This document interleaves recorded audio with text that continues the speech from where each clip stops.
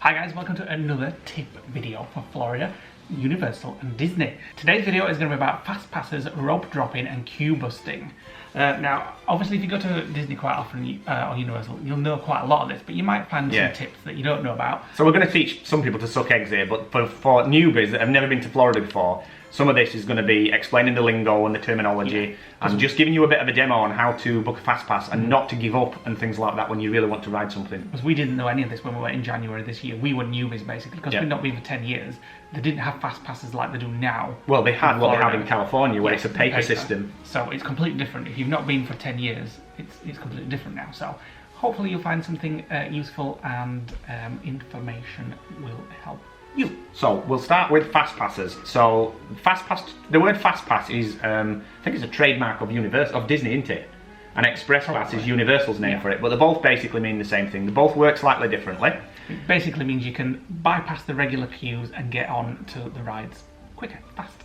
So to do that, the fast pass system for Disney uses an app called My Disney Experience, which allows you to book your rides at home before you even get on a plane, and then you just turn up on a certain time within a certain day, and you've got 1 hour to use it, get on your ride without waiting or very little wait, and off you go. So you've got to ideally have a mobile phone with you all day when you're in the parks. You do.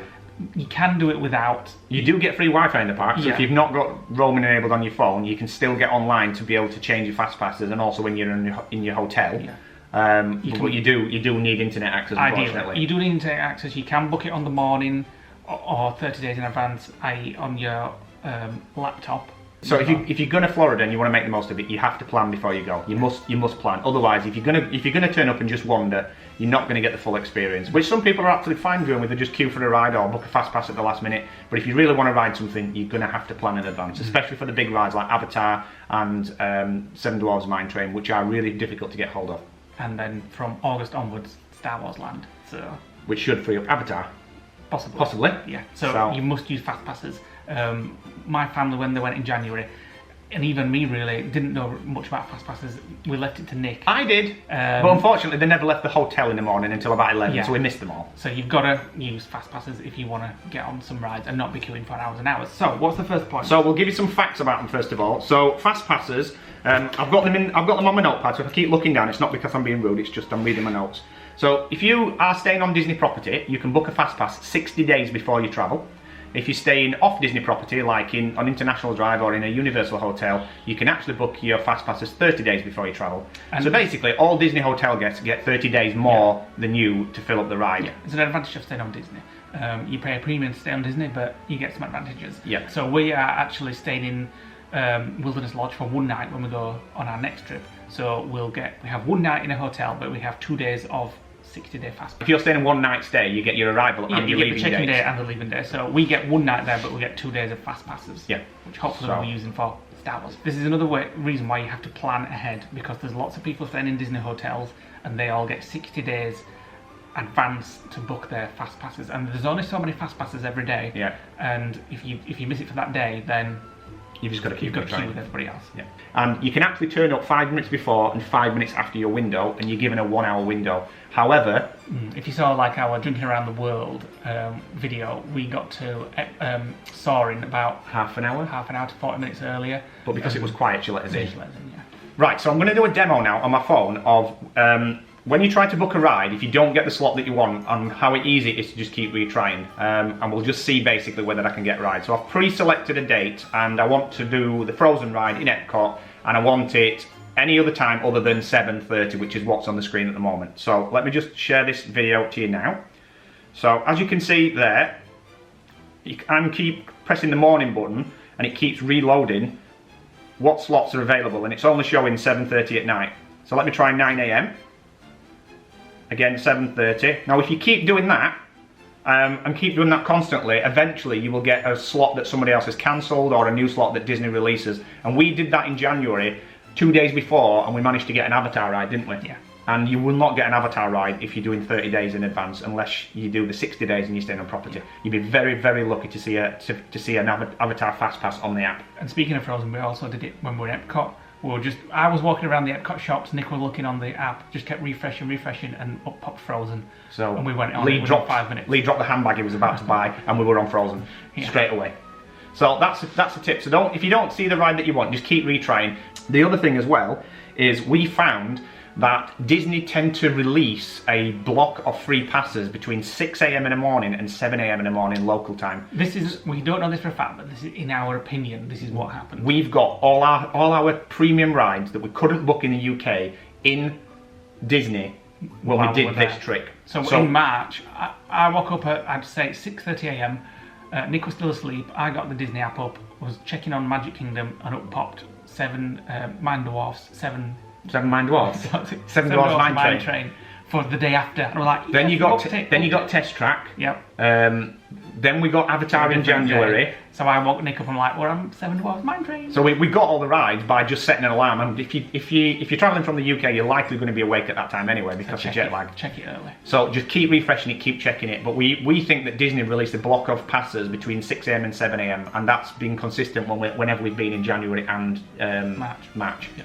So if anybody knows whether that's true, you can confirm it. But we found that we have got the rides that we needed to do. Yeah. So right. So how would you get free fast passes? So there's a number of ways that you can get free fast passes. The first one is to do the DVC tour that we did. We've mentioned that before. Yep. So if you do the DVC tour as well as getting a gift voucher, you will actually get 3 fast passes per person to use over 4 days across any park. So you basically get like get out of jail free cards, and you can walk into any park and walk onto any ride 3 times over 4 days. For every member of your family. Apart from the top rides. Yes, unfortunately. It doesn't work for Avatar, it didn't work for Seven Dwarfs, and I imagine it won't work for Toy Story. It won't work for Slinky Dog, and I imagine it won't work for anything in Star Wars Land either when that opens. So, but everything else, any ride, anytime, it will work. Yeah. The other way you can do it is if you can't plan this, but if a ride stops working for any reason, like rain, weather, or it breaks down, which you had a fast pass for. Yep, you'll get a cancellation text or a notification on email, and it will put a blank fast pass into your app to use in that park on that day, and you can just walk up to any other ride and just walk straight on it. And we had quite a few of them that happened, didn't we? Yeah. A couple of other things as well. When we went to guest services, we were asking to book the Keys to the Kingdom tour, and she took absolutely ages because she didn't know how to do it, and we were going to miss our 7 Dwarfs Mine Train fast pass.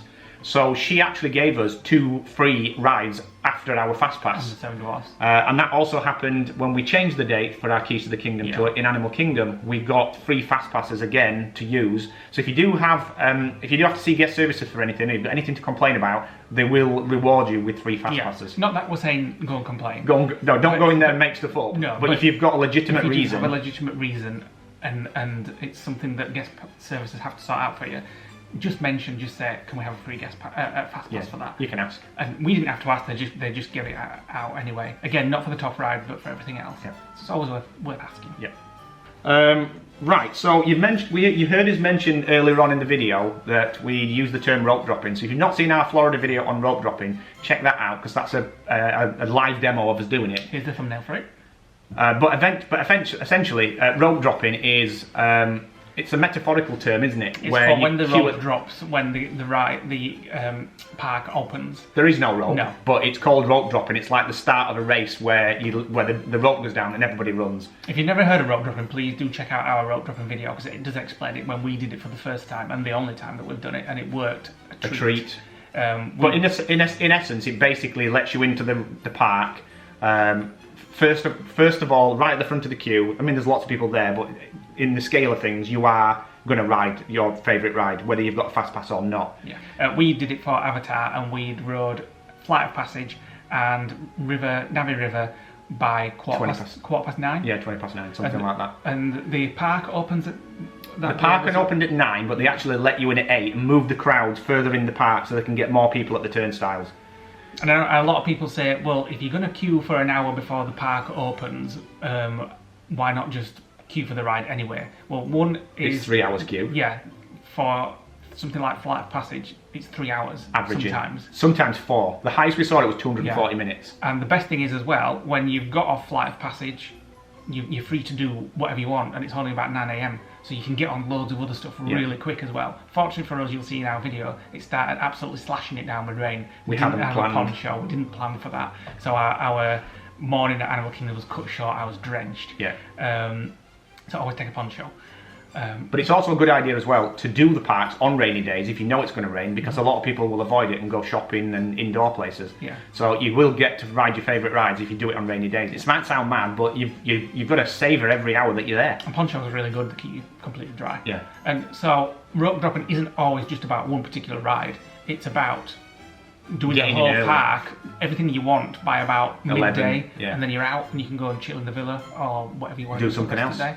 So it's definitely worth doing it, isn't it? One thing to avoid if you are rope dropping is to avoid doing it on days where Disney hotel guests get in before you. So avoid extra magic hour days, because they will obviously be in there before you arrive, so it defeats the point. And you can see that on the app. Just check the app for the following day, if there's any early magic hours that they call it, don't they? And if there is, don't do rope dropping on that day because there'll be people in already. But if you are staying on Disney property, you can do extra magic hours and rope drop, which means that you're going to get on a lot faster because the crowds are going to be less for the first hour. We've never stayed on Disney property. Not yet. So we don't know if rope dropping is even needed if you go in for early magic hours. I don't know. So do let us know in the comments if you've done it and how you got on. And then check the comments for other people's comments. You can also get into, at the moment, Magic Kingdom early and Toy Story Land early by booking. I think it's called early morning hours or something like that. Early morning magic, I think it's called. Which involves, I think it's about $69 per person. So it depends whether you. But it includes your breakfast. It doesn't mean you book a breakfast in a restaurant in that area, because you won't get to ride. You will just literally go to the restaurant and eat. It includes breakfast. You get in before everybody else, and in Magic Kingdom you get to ride Seven Dwarfs Mine Train, Peter Pan. I think you can go on anything you want in Magic Kingdom. No, I think there's three. There's three in each. Yeah, in Toy Story Land, you just get to ride the Toy Story, and you get a breakfast as well. Yeah. So that depends. It's a lot of money just to get on some rides, but you get a breakfast, and the park will be empty.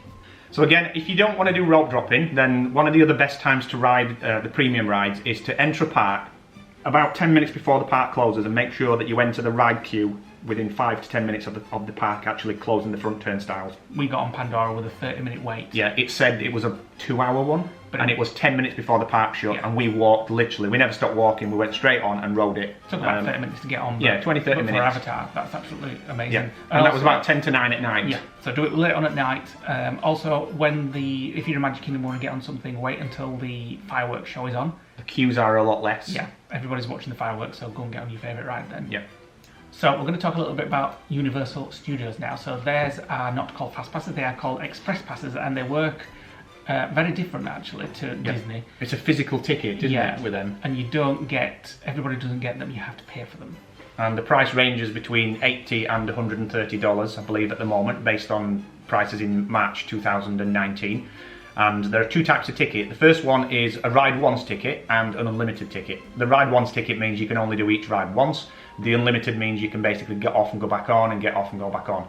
And if you're staying in a Universal Premier hotel, and there's only 3 of them, and you stay for one night, you get fast pass for the checking-in day and fast pass for the checkout day, and they are unlimited as well. So the price of them for 2 adults often negates the cost of the hotel itself. So if you're going to do it, then do the hotel stay. It works out actually cheaper. So when we go in October, we're going to book it today, our Universal one night in a hotel, and we'll get fast passes or express passes each for 2 days. And the Hard Rock Hotel at Universal tends to be the cheapest, but it totally depends on the date and the season. Yeah. One other thing to mention as well is if you are an annual pass holder for Universal and you've got the top pass, the Premier Pass, you can actually ride using fast pass on your annual pass after 4 PM each day. You also get into the park an hour early on all passes, I believe. Oh, annual passes. Or is it? Well, we did. We did on ours.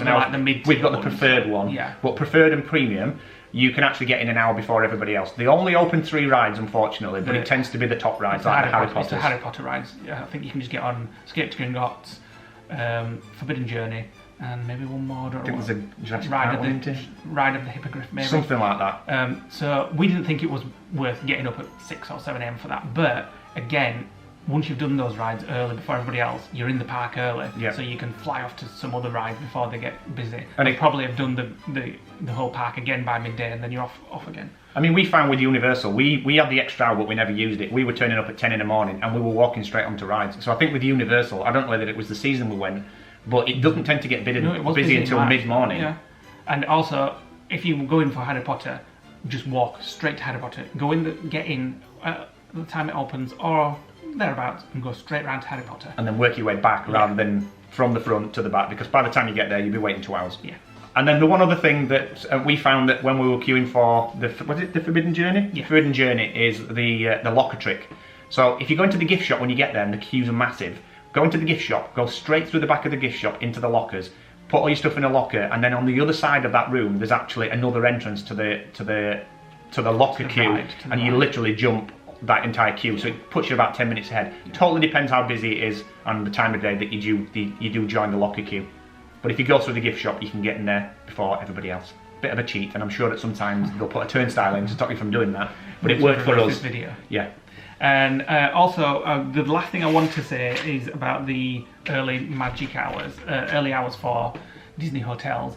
You will have to look, because I think they're just releasing some new ones. So in August, September, when Star Wars Lands opens, they're doing a lot more. So rope dropping may not even be a possibility in September, October. Well, yeah, because they're doing early hours, aren't they? Every day. To make Star Wars Land a lot less busy, so check that out. Yeah. Obviously, if you're watching this video in 2020, that's not a problem. Yeah. But I think from 1st of September until the 30th of November, they're doing early access to every park. For Disney Hotel. Except Epcot, I believe. But that's just something we've seen on a news site today, so that might not be valid by the time you watch this, as Lee says, but there we go. Yeah, so I hope that helps somebody. You may know all that already. We didn't know that in January, so if we'd have had a video like this, it would have been very helpful. So if you've got any other tips about fast passes, queue busting, rope dropping, whatever, anything like that, what you think we haven't mentioned, please drop a comment below. We will test them out in October. Yeah, and not just for us, for all our other viewers, because I know all our viewers look at the comments as well, so you may be able to offer some tips that we haven't said. So, thanks for watching, guys. If you're not already a subscriber, please click on the subscribe button to become a lodger, hit the like button and click the notification bell. And as we just said, please drop us a comment below. We do read every comment, and hope that gave you some useful tips. And we'll see you next time on The Lodge Guys. See you soon.